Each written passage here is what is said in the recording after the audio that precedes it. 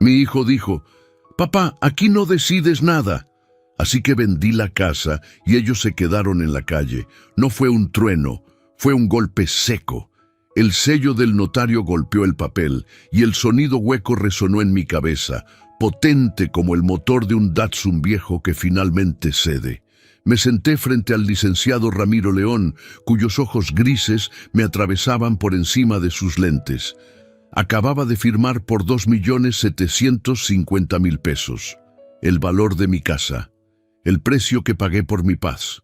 Don Martín, con esto la propiedad queda formalmente traspasada al comprador. La venta queda cerrada. Sus palabras flotaban, pero lo que me perforó fue el grito que vino de la calle, cortando la furia de la lluvia de Guadalajara.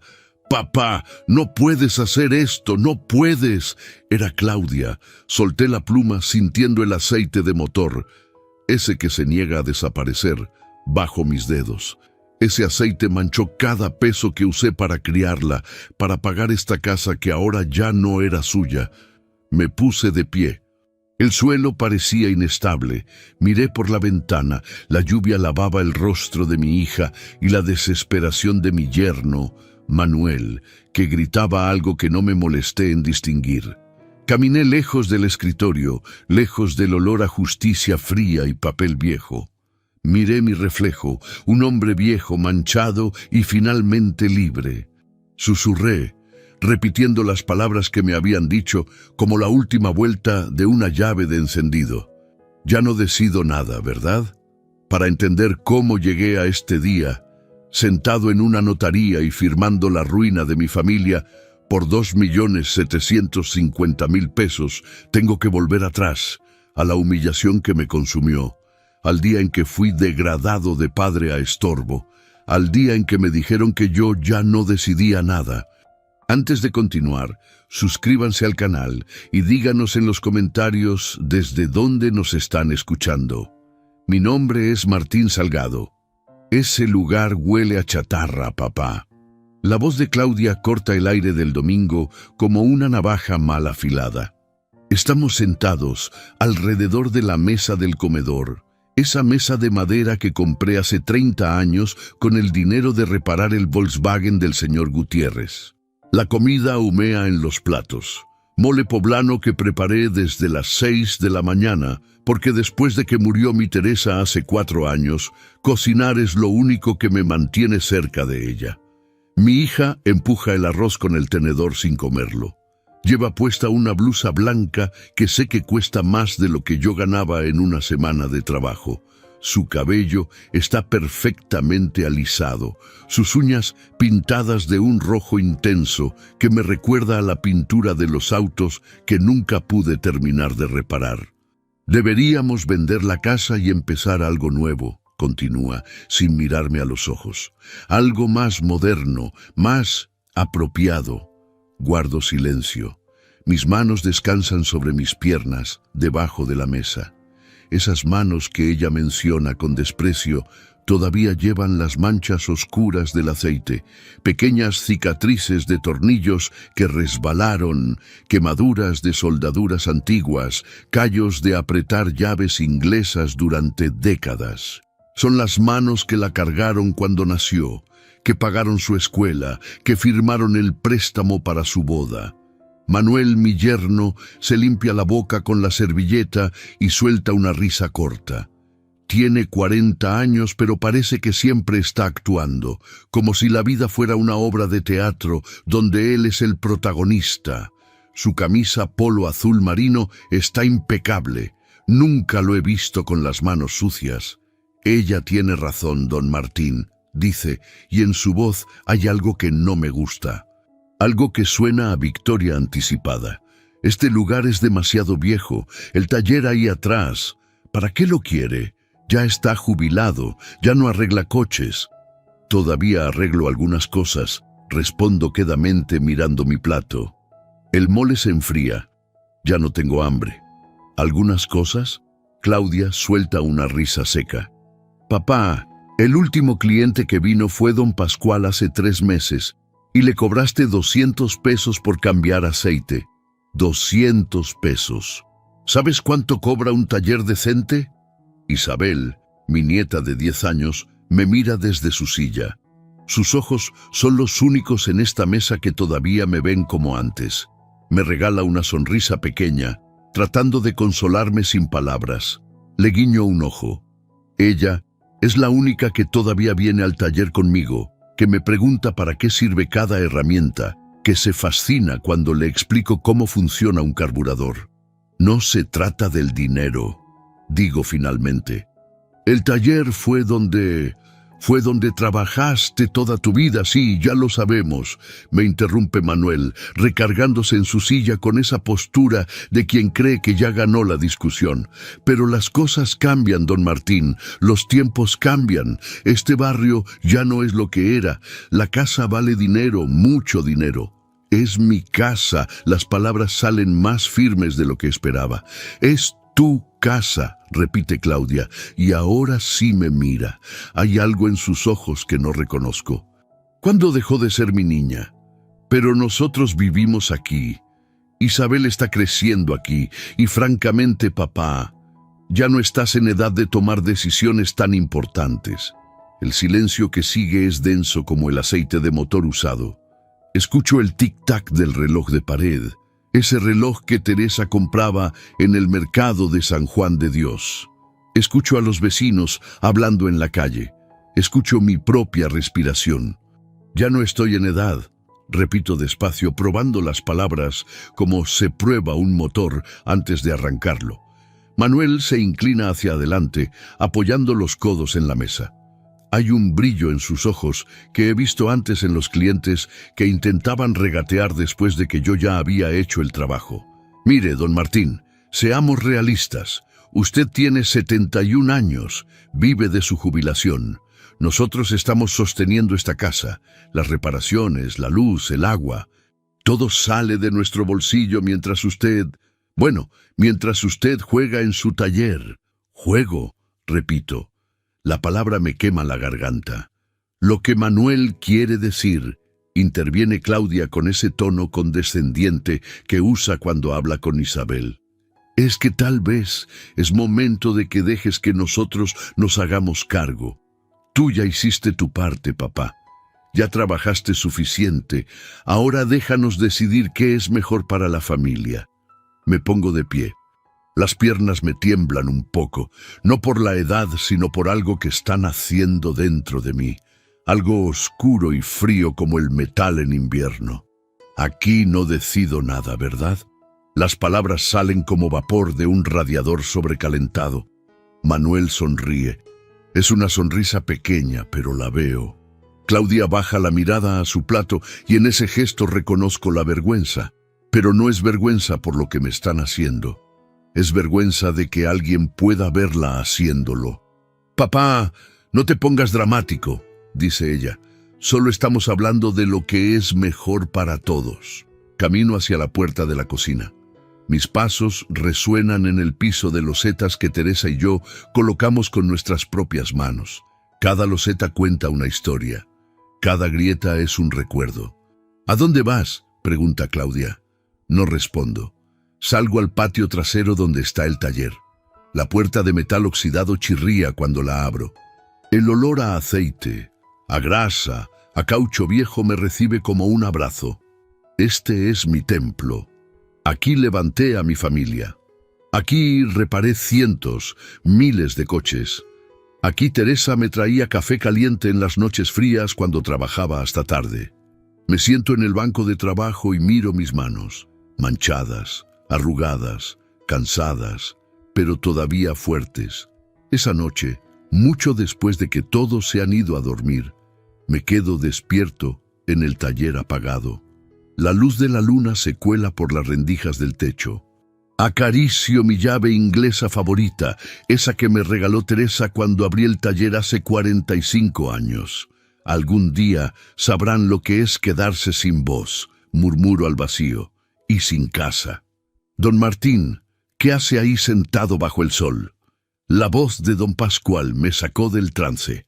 Llevaba 40 minutos sentado en la acera de mi propia casa, con una bolsa de pan de virote en la mano derecha y las llaves equivocadas en la izquierda.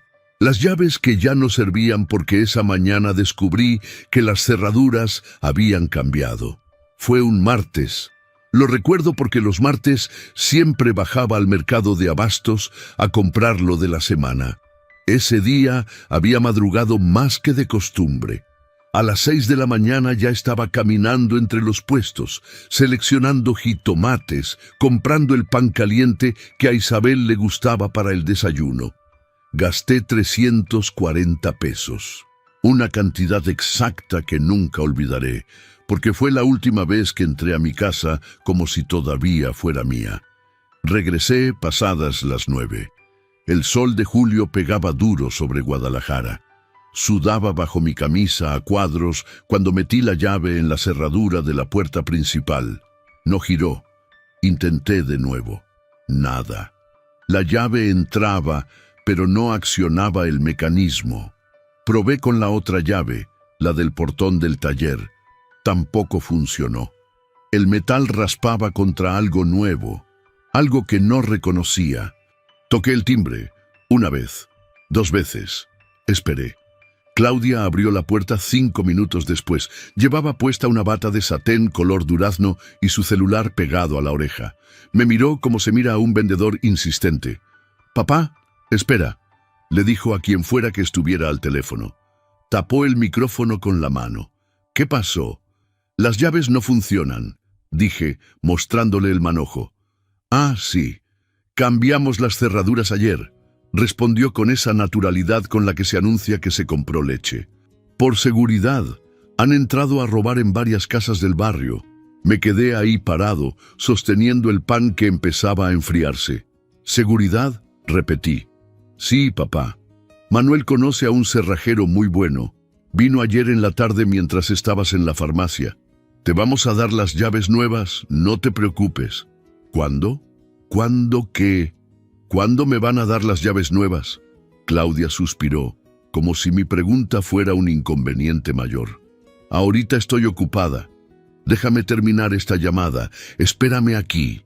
Y cerró la puerta. Así nada más, como quien cierra la puerta a un extraño. Me quedé parado en mi propio porche, bajo el sol que cada minuto ardía más, con la bolsa de pan sudando en mi mano. Escuchaba el murmullo de su voz adentro, hablando y riendo. Pasaron 10 minutos, 15, 20. El sudor me corría por la espalda, la boca se me secó. Pensé en tocar de nuevo, pero algo dentro de mí se negó. Un orgullo viejo, de esos que quedan después de toda una vida de trabajo duro. Fue entonces cuando me senté en la acera, justo donde don Pascual me encontró. Mi vecino cruzó la calle despacio. Tenía 74 años y caminaba con un bastón después de que le operaran la cadera. Durante 30 años le reparé su Chevy Nova, siempre a buen precio, muchas veces sin cobrarle nada. «¿Está bien, compadre?», preguntó, y en sus ojos vi algo que me dolió más que cualquier golpe. «Lástima». «Estoy esperando», respondí. «¿Esperando qué?». «Que me abran». Don Pascual miró la puerta cerrada, luego me miró a mí, y luego otra vez la puerta. No dijo nada, pero vi cómo apretó los labios. Él entendió todo en ese silencio. «Venga a mi casa», ofreció. «Tomaremos un café». «Gracias, don Pascual, pero voy a esperar». Se quedó conmigo otros 10 minutos, de pie junto a la reja, como un guardia silencioso.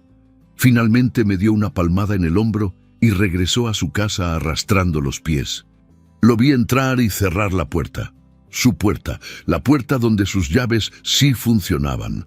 Claudia salió 40 minutos después de que había cerrado. Ya no llevaba el teléfono. Traía las llaves nuevas en la mano. «Perdón, papá, es que esa llamada era importante», dijo extendiéndome el llavero. «Ten, estas son las nuevas». Las tomé. Eran doradas, relucientes. Todavía olían a metal fresco. Las viejas llaves que colgaban de mi llavero, esas que había usado durante 20 años, ahora no eran más que pedazos inútiles de bronce gastado. «La próxima vez avísame antes de cambiar las cerraduras», dije, poniéndome de pie. Las piernas me dolían. «Ay, papá, no te enojes. Fue por tu bien, por el bien de todos. Entré a la casa. El pan ya estaba frío. Isabel estaba en la escuela. Manuel salía de la habitación con el cabello mojado, silbando una canción que no reconocí. «Ya tiene sus llaves, don Martín», dijo con una sonrisa. Ni siquiera se detuvo, pasó junto a mí, como si yo fuera parte del mobiliario. Más tarde, cuando quise entrar al taller, descubrí que la llave nueva tampoco abría el candado que habían puesto en la puerta. Esa cerradura era distinta. Me quedé parado frente a mi propio taller, con la llave inútil en la mano, sin poder entrar al único lugar que todavía sentía como mío. Esa noche no pude dormir. Me quedé mirando el techo, escuchando los ronquidos de Manuel que se colaban por las paredes delgadas. Teresa siempre decía que las paredes de una casa guardan secretos. Ahora guardaban humillaciones. A la mañana siguiente, cuando salí al patio trasero para abrir el taller, encontré algo que me heló la sangre, a pesar del calor de agosto que ya empezaba a sentirse. El taller tenía una cadena nueva, gruesa, plateada, con un candado de combinación, y el cartel donde Teresa había pintado con sus propias manos «Taller Mecánico Salgado» estaba en el suelo, recargado contra la pared. En su lugar, alguien había clavado un letrero provisional escrito con marcador negro. «Almacén». Mi nombre había desaparecido. 340,000 pesos pueden cambiar una vida, don Martín. Manuel me lo dijo un jueves por la tarde, sentado en la sala con esa sonrisa que ahora reconozco como la de los hombres que venden humo. Yo acababa de regresar del banco donde había cobrado mi pensión. 71 años cargando el mismo cuerpo, las mismas rutinas, la misma cuenta de ahorros que Teresa y yo habíamos alimentado peso por peso durante 40 años de trabajo. «Es una inversión segura», continuó, abriendo una carpeta llena de papeles que parecían importantes. Gráficas, números, fotos de refacciones brillantes, un negocio de autopartes. Tengo el contacto perfecto en Tonalá. Distribuimos a talleres de toda la zona metropolitana. En 6 meses recuperamos la inversión. En 1 año duplicamos el capital. Claudia estaba sentada junto a él, asintiendo con la cabeza como esos muñecos que la gente pone en los tableros de los coches. «Es una oportunidad única, papá», dijo ella. «Manuel lleva meses investigando, conoce gente seria, gente del medio automotriz como tú, como yo». Esas palabras me llegaron, como si Manuel y yo fuéramos del mismo mundo. Como si él supiera lo que es cambiar un embrague a las 2 de la mañana bajo una lámpara que apenas alumbra, con las manos sangrando y el estómago vacío. «¿340,000 pesos?» repetí. Era exactamente la mitad de mis ahorros. El resto lo tenía guardado para emergencias, para Isabel, para el día en que mis piernas ya no pudieran sostenerme y necesitara ayuda. «Lo sé, es mucho dinero», admitió Manuel, cerrando la carpeta. «Pero créame, don Martín, si yo tuviera ese capital no estaría pidiéndoselo. Estaría invirtiendo el mío propio. Los bancos no dan préstamos así nada más. Usted sabe cómo son. Piden garantías, cobran intereses que te ahogan. Pero entre familia las cosas son diferentes. Entre familia, miré a Claudia, mi hija, la niña que había cargado en brazos, a quien había enseñado a andar en bicicleta en esta misma calle, la mujer que ahora me veía con esperanza y algo más, algo que se parecía a la ansiedad. «¿Tú qué opinas, Claudia?», le pregunté. «Opino que es una gran oportunidad para nosotros, papá, para todos. Si el negocio funciona, podremos ayudarte más. Podremos hacer reparaciones en la casa, mandar a Isabel a una mejor escuela. Reparaciones en la casa, mi casa, como si yo no pudiera mantenerla». Esa noche no dormí. Me quedé en el taller cerrado, sentado en la oscuridad, pensando en Teresa. Ella siempre fue más lista que yo para estas cosas. Ella veía a las personas de verdad, sin el velo de la bondad que a mí a veces me nublaba la vista. «¿Qué harías tú?», Le pregunté al vacío.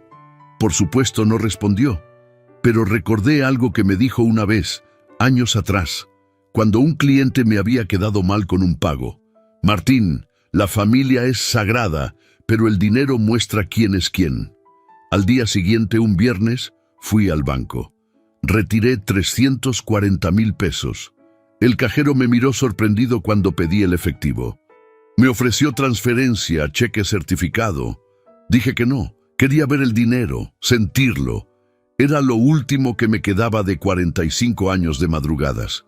Llegué a casa al mediodía. Manuel estaba esperándome en la sala. No le pregunté cómo sabía que yo iría al banco. Don Martín no sabe cuánto le agradezco esto, dijo cuando puse el sobre Manila sobre la mesa. Le juro que en 6 meses tendrá su dinero de vuelta, con intereses. No quiero intereses, respondí.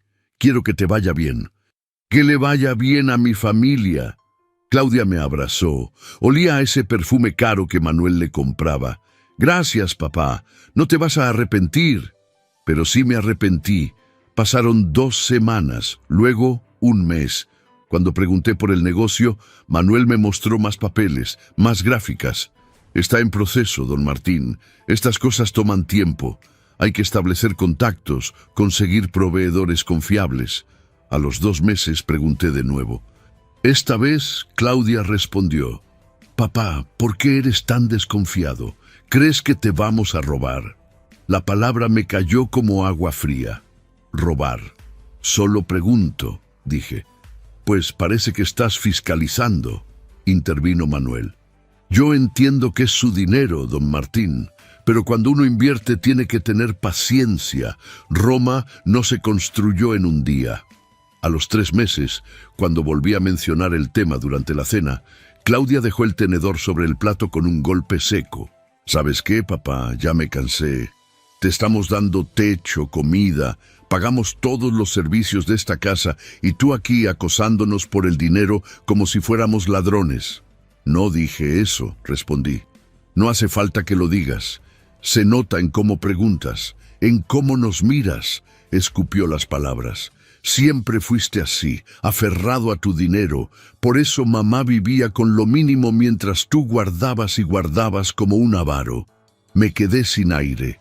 Teresa vivía con lo mínimo porque así lo decidíamos juntos. Porque sabíamos que cada peso ahorrado era un día de tranquilidad en el futuro. Porque veníamos de la nada y no queríamos volver a la nada. Tu madre nunca... Empecé. Mi madre se cayó toda la vida, me interrumpió Claudia. Pero yo no voy a callarme.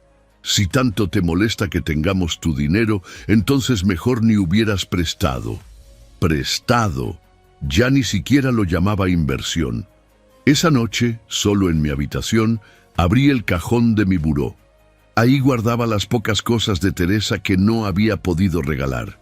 Su rosario, su anillo de matrimonio, algunas fotos.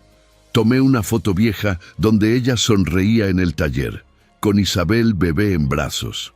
Al voltearla, encontré algo que no recordaba haber visto.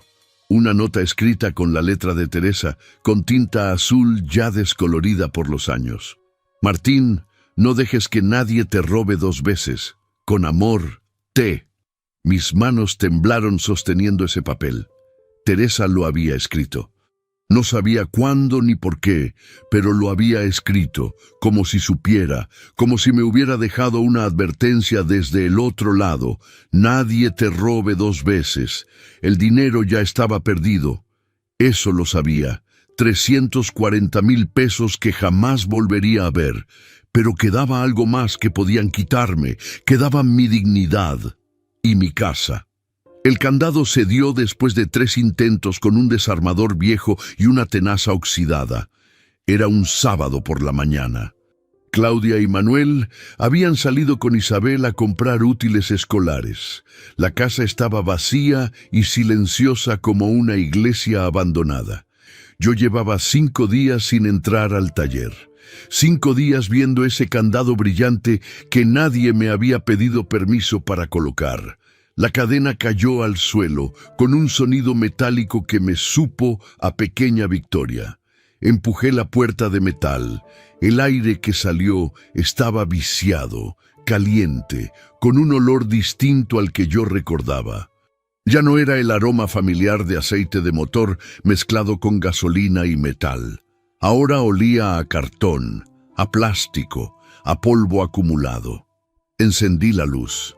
El foco parpadeó 2 veces antes de quedarse encendido, como si también él estuviera dudando si valía la pena iluminar lo que había dentro. No reconocí mi propio taller, donde antes estaba mi banco de trabajo con las herramientas organizadas por tamaño y función. Ahora había cajas de cartón apiladas hasta el techo.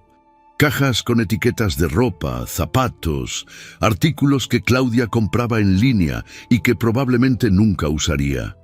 Mi compresor de aire estaba arrumbado en un rincón, cubierto de polvo. La prensa hidráulica que me había costado 4 meses de ahorro servía ahora de mesa para más cajas. Mis ojos tardaron en ajustarse a la realidad. Cada paso que daba hacia adentro era como caminar sobre los restos de mi propia vida. El calendario de 1998 que Teresa me había regalado seguía clavado en la pared, pero alguien había pegado encima una lista de compras.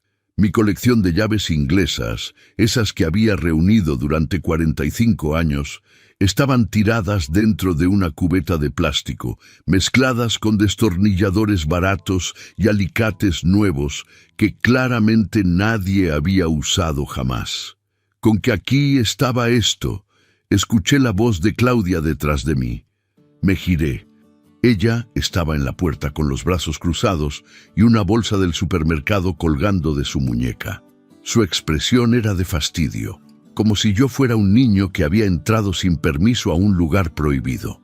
«¿Qué hiciste con mi taller?», pregunté. La voz me salió más quebrada de lo que hubiera querido.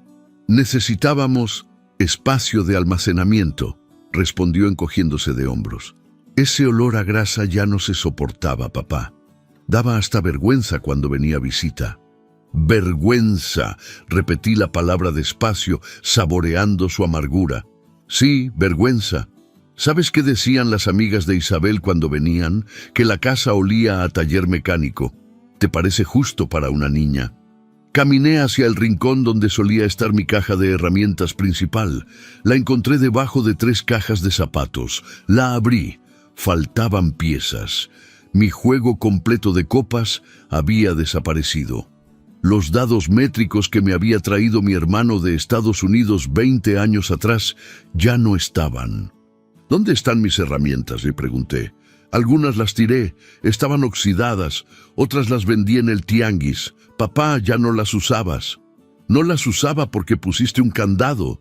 «Puse el candado porque necesitábamos que esto fuera útil para la familia, no un museo de tus recuerdos». Me agaché y recogí una llave inglesa del suelo. Estaba oxidada, sí, pero todavía tenía peso. Todavía tenía historia. Limpié el polvo con mi camisa y la sostuve frente a Claudia. «¿Ves esta llave?», le dije. Ella me miró con impaciencia, como quien escucha un cuento que ya conoce. «Con esta llave arreglé la ambulancia que te salvó la vida cuando tenías 8 años». Vi algo cambiar en su rostro, un destello de memoria tal vez. O tal vez solo incomodidad. «Tuviste apendicitis», continué. «Eran las 2 de la mañana. La ambulancia de la Cruz Roja no arrancaba. El motor tosía pero no prendía. El conductor estaba desesperado. Tú te retorcías de dolor en el piso de la sala. Tu mamá lloraba». «Papá, no». Salí corriendo con mi caja de herramientas. Abrí el cofre de esa ambulancia en plena calle, con la pura luz del poste. El problema era la bomba de gasolina. La arreglé en 15 minutos con esta llave y un alambre. Te subimos. Llegaste al hospital, te operaron, te salvaste. Claudia desvió la mirada hacia las cajas apiladas. «Esta llave te salvó la vida», dije, sosteniéndola en alto. «Y ahora está tirada en el suelo de un almacén. Entre zapatos que nunca te vas a poner y ropa que nunca vas a usar». Era mi trabajo, continué. Era lo que yo sabía hacer. Arreglar cosas rotas, hacer que las cosas volvieran a funcionar. Pero parece que para ti eso no vale nada. «No es que no valga nada», murmuró ella. «Es solo que Las cosas cambian, papá, ya no vivimos en ese tiempo. No, Claudia, el tiempo no cambió. Tú cambiaste. Me miró con esos ojos que alguna vez me veían con admiración. Ahora solo veía mi reflejo en ellos, un viejo estorboso aferrado a un pasado que nadie más quería recordar. «Voy a sacar esto», dijo finalmente señalando las cajas. «Voy a organizar mis cosas en otro lado». «No te molestes», respondí. «Ya no importa». Claudia se dio la vuelta y salió del taller. La escuché hablando con Manuel en la cocina. Sus voces eran un murmullo constante de justificaciones que ya no me interesaba descifrar. Me quedé solo entre las ruinas de 45 años de trabajo. Esa noche, mucho después de que todos se durmieron, regresé al taller. Conecté la lámpara de inspección que usaba para revisar los bajos de los coches. Su luz amarillenta iluminó un Chevy Malibu 1979 que llevaba años abandonado en la esquina, cubierto con una lona vieja. Me acerqué al coche y me miré en el parabrisas agrietado. Mi reflejo estaba distorsionado, partido en varias versiones de mí mismo. Un viejo cansado, un padre humillado, un hombre que había construido algo con sus manos solo para verlo convertido en un depósito de basura. Pero en ese reflejo roto también vi otra cosa. Vi determinación. Vi un motor viejo que todavía podía arrancar. Vi una última reparación pendiente. La próxima reparación, le dije a mi reflejo fragmentado, será la mía. «Abuelito, ¿qué es esto?». La voz de Isabel me sacó de mis pensamientos. Estaba sentado en el banco de trabajo del taller, tratando de rescatar lo que quedaba de mis herramientas entre el desastre que Claudia había creado. Era un domingo por la tarde. Hacía calor.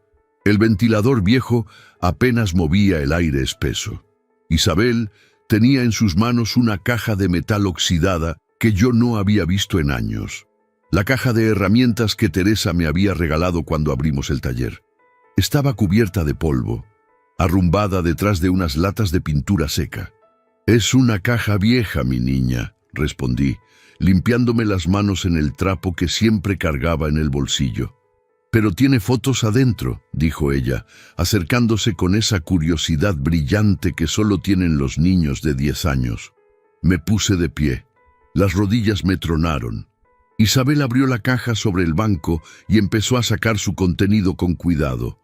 Tornillos antiguos, tuercas de tamaños que ya no se usaban, un carburador pequeño de un Volkswagen Sedan.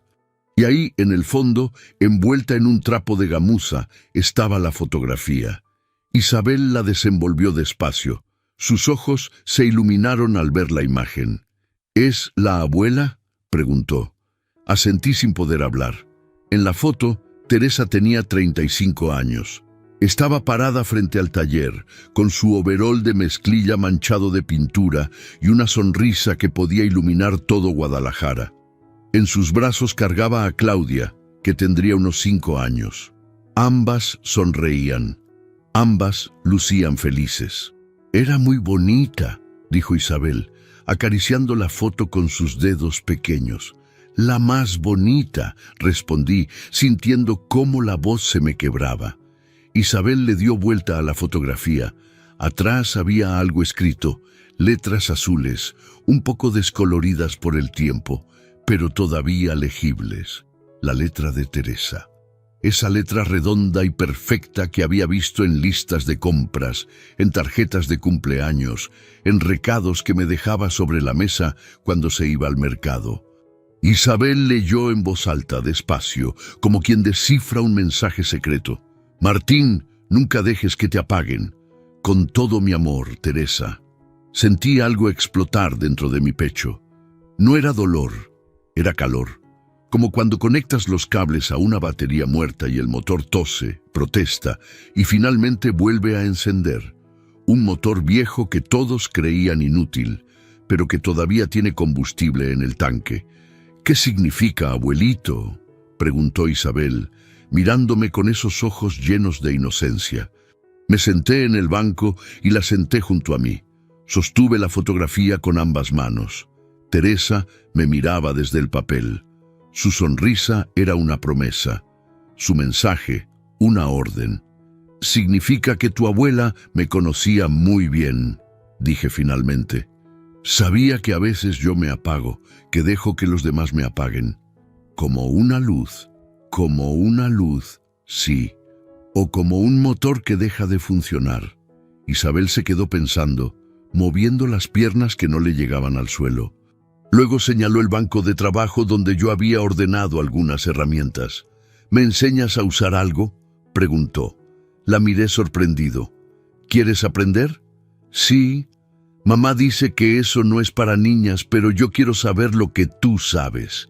Algo se movió dentro de mí, algo antiguo y puro. Tomé una llave de tuercas de tamaño mediano y se la mostré. «Esta se llama llave española», expliqué.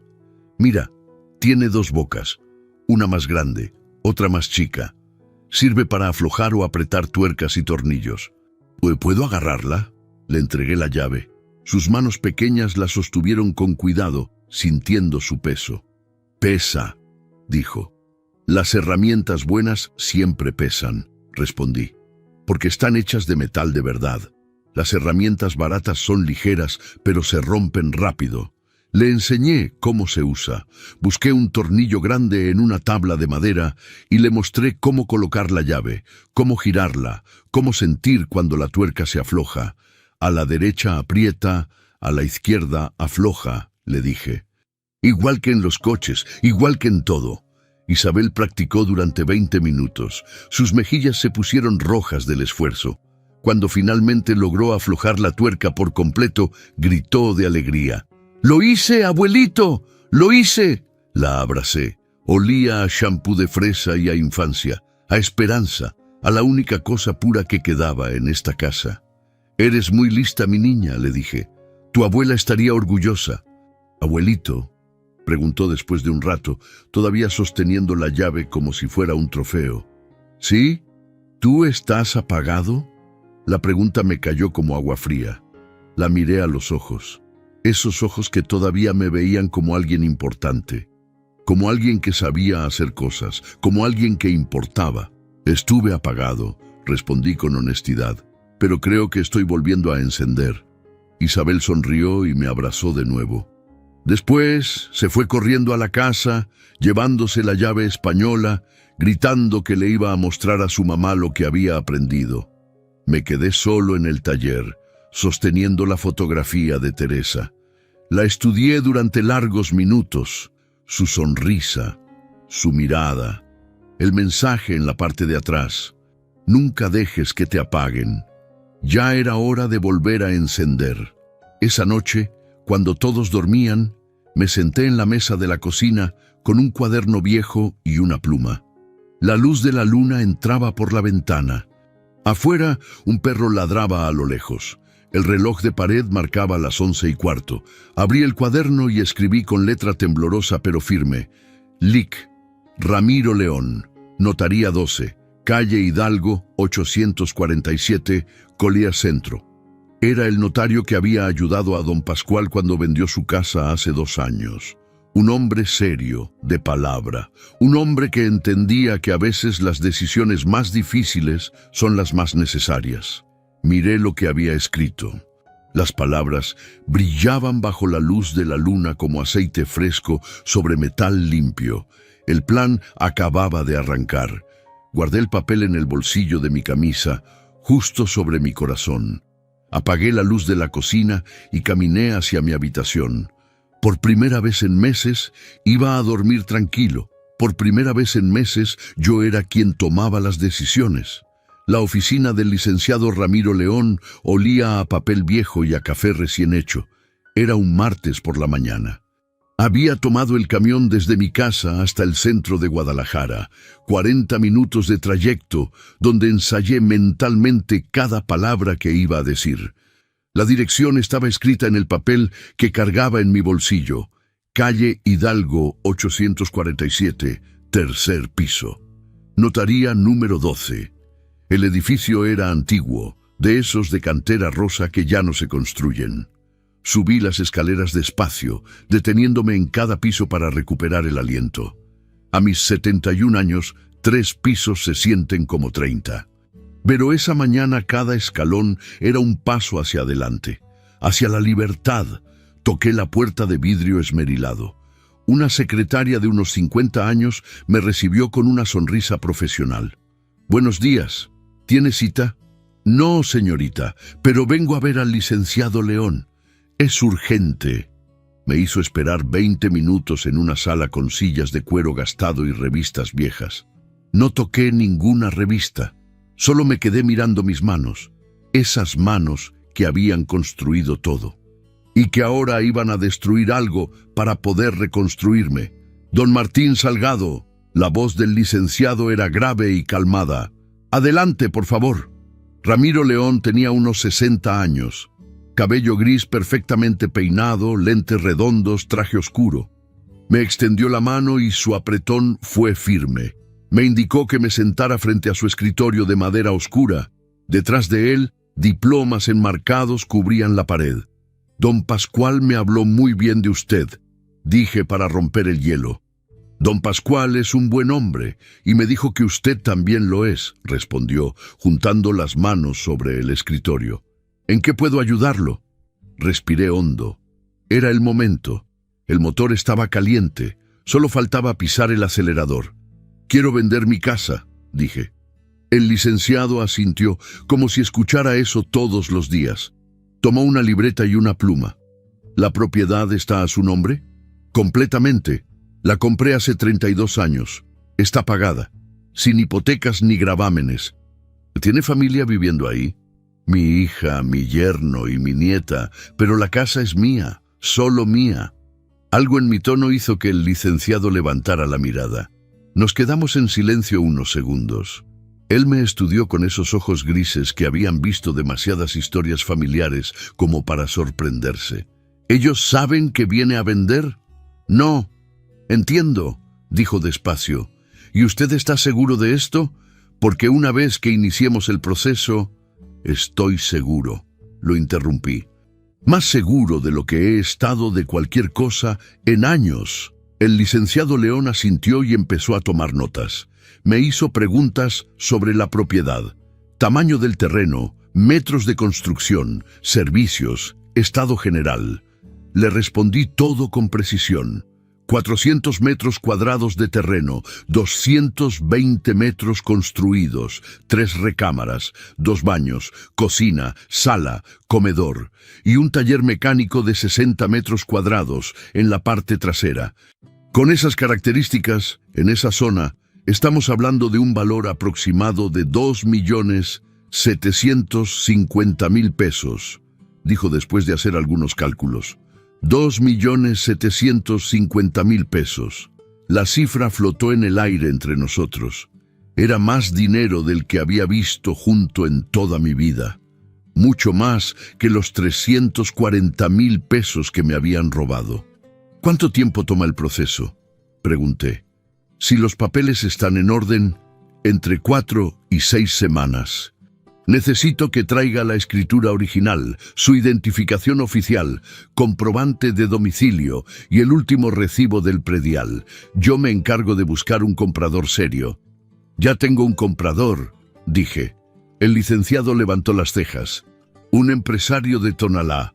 Don Pascual me dio su contacto. Tiene una cadena de ferreterías y está buscando propiedades en esa zona. Ya hablé con él. Está interesado». No era del todo cierto. Había hablado con ese hombre por teléfono solo una vez y él había dicho que tal vez le interesaba. Pero yo necesitaba que esto sonara firme, seguro, irreversible. «Bien», dijo el licenciado, «eso acelera las cosas. Tráigame los documentos esta semana y empezamos de inmediato». Nos pusimos de pie. Volví a estrechar su mano. «Una cosa más, licenciado», dije antes de salir. «Cuando se cierre la venta, necesito su ayuda para algo adicional. Dígame, quiero comprar un terreno, algo pequeño, con espacio suficiente para un taller». El licenciado León sonrió por primera vez en toda la conversación. Era una sonrisa de complicidad, de alguien que entiende que a veces hay que desarmar algo viejo para construir algo nuevo. Conozco algunos terrenos en Tlaquepaque. Buenos precios, buenos vecindarios. Perfecto, respondí. Voy a seguir arreglando cosas, licenciado. Pero ya no personas, solo motores, solo cosas que sí tienen arreglo. Salí de esa oficina con el corazón latiendo fuerte pero estable, como un motor bien afinado, como algo que había estado dormido y finalmente despertaba. Los siguientes días los pasé reuniendo documentos. La escritura estaba guardada en una caja de seguridad en el banco. Los recibos de predial los tenía ordenados por año en un archivero. Mi identificación la cargaba siempre en la cartera. Todo estaba listo.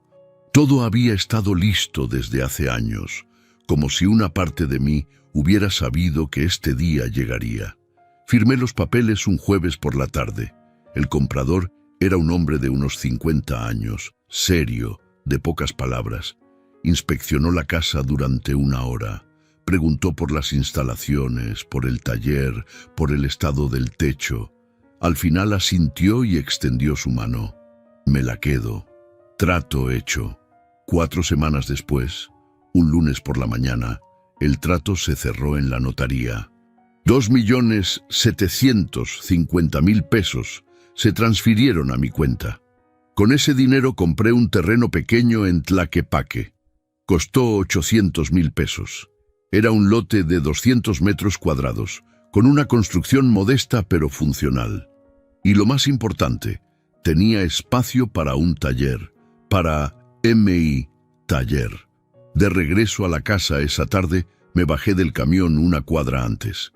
Quería caminar. Quería ver la fachada una última vez desde lejos. Esa casa donde había vivido 32 años. Donde Teresa había muerto. Donde había criado a Claudia. Donde me habían humillado. Me quedé parado en la esquina, observando. Las ventanas, la puerta, el portón del taller. Todo seguía igual. Pero ya no era mío. O mejor dicho, ya no era de ellos. Metí las manos en los bolsillos y sentí el papel de la escritura nueva. Mi nuevo terreno, mi nuevo taller, mi nuevo comienzo. Esta vez, murmuré para mí mismo, sintiendo el viento de septiembre en el rostro. El ruido que escucharán será el del silencio. El sobre llegó un jueves por la mañana. Yo estaba en la cocina preparando café cuando escuché al cartero tocar el timbre. Claudia todavía dormía. Manuel había salido temprano a quién sabe dónde. Isabel estaba en la escuela. Abrí la puerta y recibí el sobre certificado. Era del juzgado. Notificación oficial de venta de propiedad y orden de desalojo. 30 días para desocupar el inmueble. No lo abrí. Lo dejé sobre la mesa del comedor, bien visible, como quien deja una bomba con el cronómetro activado. Claudia lo encontró 2 horas después. Escuché su grito desde el taller donde yo estaba empacando mis últimas herramientas. ¿Qué es esto? Salí despacio. Ella estaba parada en el comedor, con el papel temblando en sus manos. Su rostro había pasado del color normal a un rojo intenso. Las venas del cuello se le marcaban. Es una notificación, dije con calma. Ya sé que es una notificación. ¿Qué significa que la casa está vendida? ¿De qué están hablando? Me senté en la silla del comedor.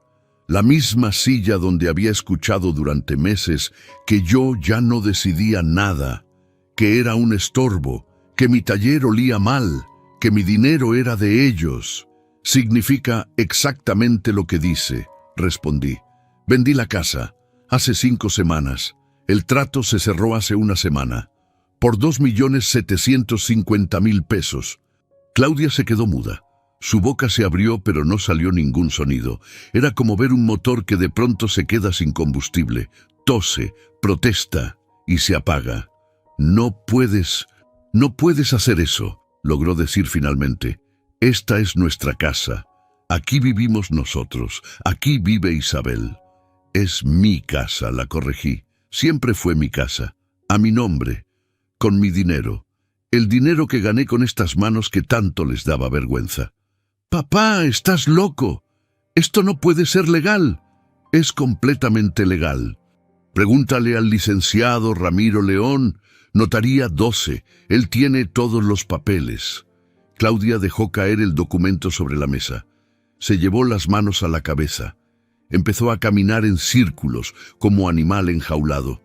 Esto es una locura, una maldita locura. ¿Dónde vamos a vivir? ¿Qué vamos a hacer? Tenemos una niña. Deberían haberlo pensado antes, respondí. Mi voz sonaba extrañamente tranquila. Años de guardar silencio finalmente encontraban su voz.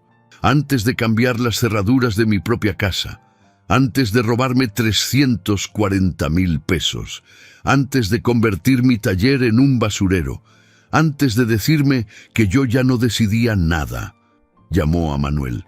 El teléfono sonó 6 veces antes de que él contestara. Claudia le gritó todo lo que estaba pasando. Escuché la voz de Manuel al otro lado, elevándose igual que la de ella. 25 minutos después, su camioneta frenó con un chirrido frente a la casa. Entró como tromba.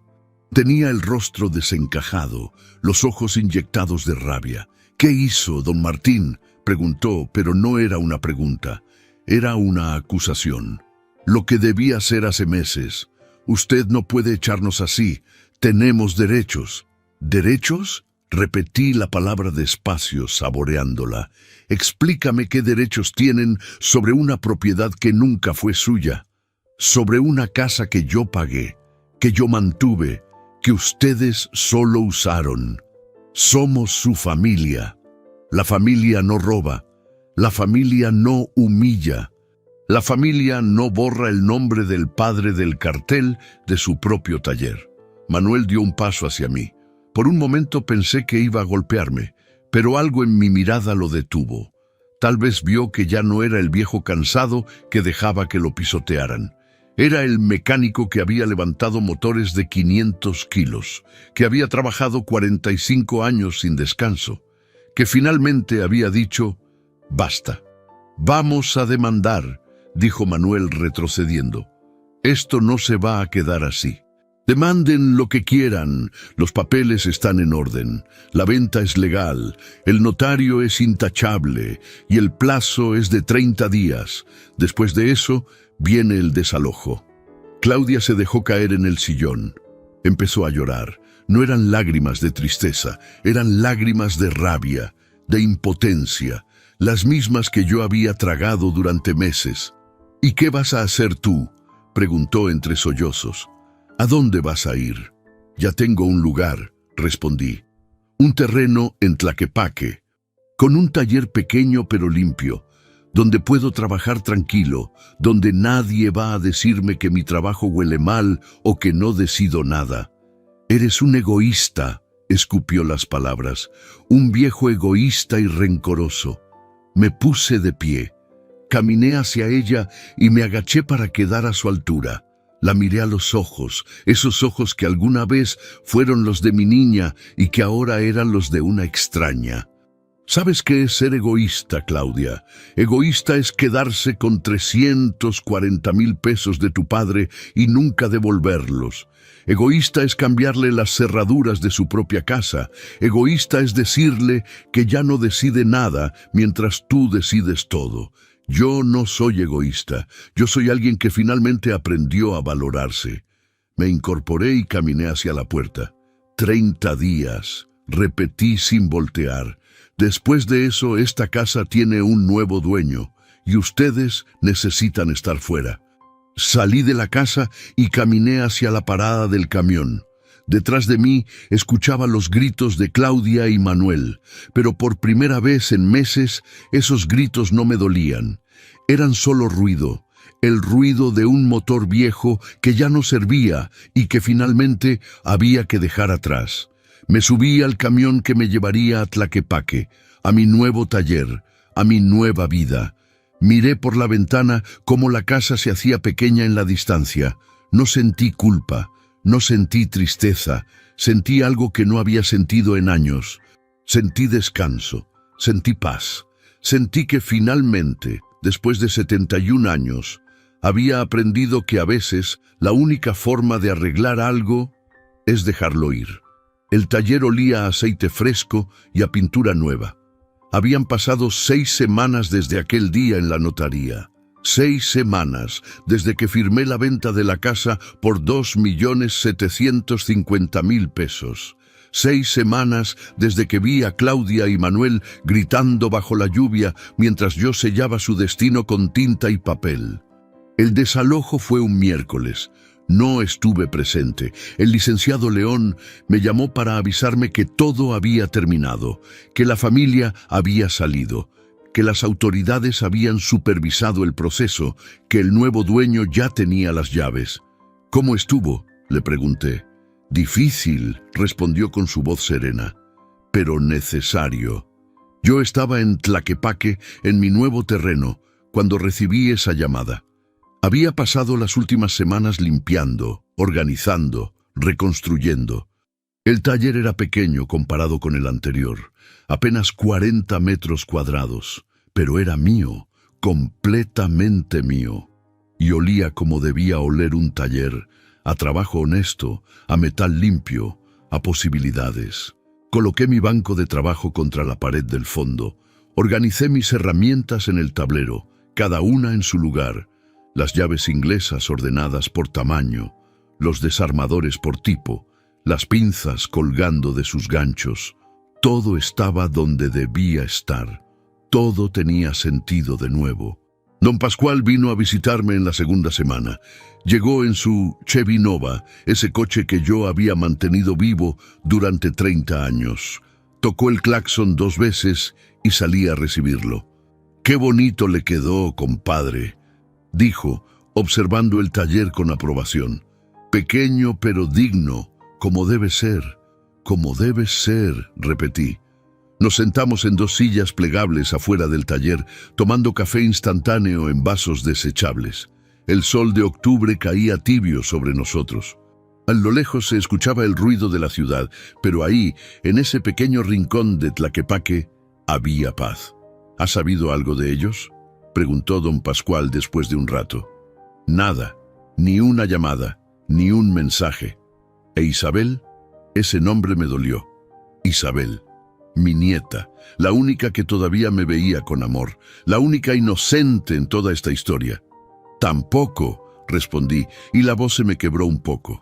Don Pascual asintió en silencio. Entendía. No hacían falta palabras.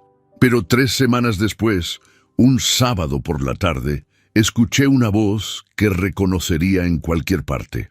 «¿Abuelito?». Levanté la vista del motor que estaba revisando. Isabel estaba parada en la entrada del taller, con su mochila rosa colgando de un hombro y una sonrisa tímida en el rostro. Llevaba el cabello recogido en una cola de caballo. Sus zapatos deportivos estaban sucios de tierra, como si hubiera caminado mucho. Dejé caer la llave inglesa que sostenía. Me limpié las manos en el trapo y caminé hacia ella. La abracé tan fuerte que temí lastimarla. «¿Cómo llegaste aquí?», pregunté, sintiendo cómo las lágrimas querían salir, pero las contenía. Le pedí la dirección a don Pascual. Me tomé 2 camiones. Le dije a mamá que iba a casa de una amiga. La hice pasar. Le mostré el taller.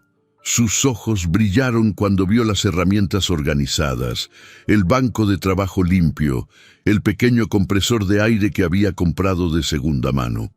«Es más pequeño que el otro», dijo. «Pero es mío», respondí, «y aquí no me va a echar nadie». Isabel caminó entre las herramientas como quien camina por un museo. Acarició el tablero donde colgaban las llaves inglesas. Se detuvo frente a una foto enmarcada que yo había colocado en la pared. La foto de Teresa con el mensaje en la parte de atrás.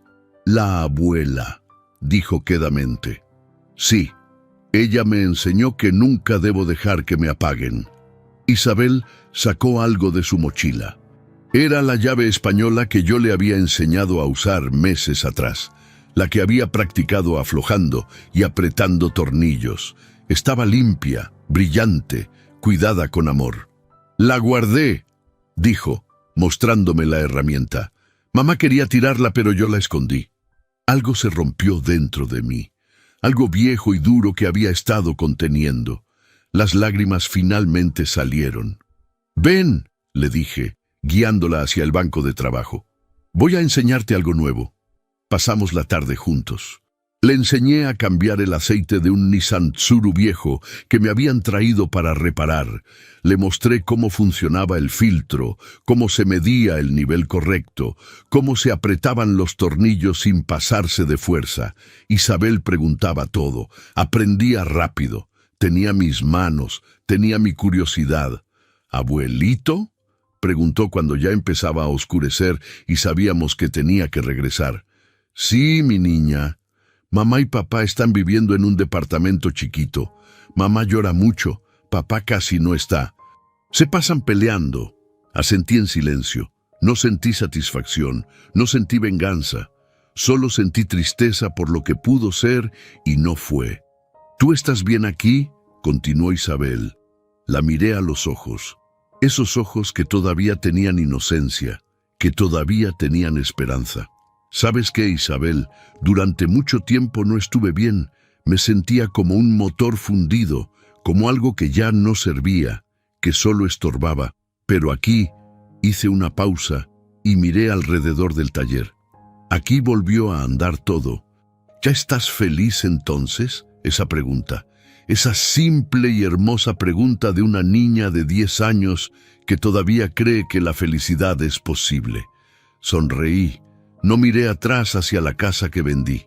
No pensé en los 340,000 pesos perdidos. No recordé las humillaciones. Solo miré mis manos manchadas de aceite, el taller limpio, las herramientas en su lugar, y a mi nieta, aprendiendo lo que yo sabía, conservando lo que yo era. Sí, hija, respondí, sintiendo que cada palabra era verdad. Por fin todo volvió a andar. Isabel me abrazó una vez más antes de irse. La acompañé a la parada del camión. Le di dinero para el pasaje y para que se comprara algo. La vi subir y la vi alejarse por la ventana, diciéndome adiós con la mano. Regresé al taller caminando despacio. El sol se escondía detrás de los edificios de Tlaquepaque. El aire olía a tortillas recién hechas de alguna casa cercana. Entré a mi taller, cerré la puerta, prendí la luz y me puse a trabajar. Porque eso es lo que hacemos los que sabemos arreglar cosas. Trabajamos, construimos, seguimos adelante. Por fin todo volvió a andar.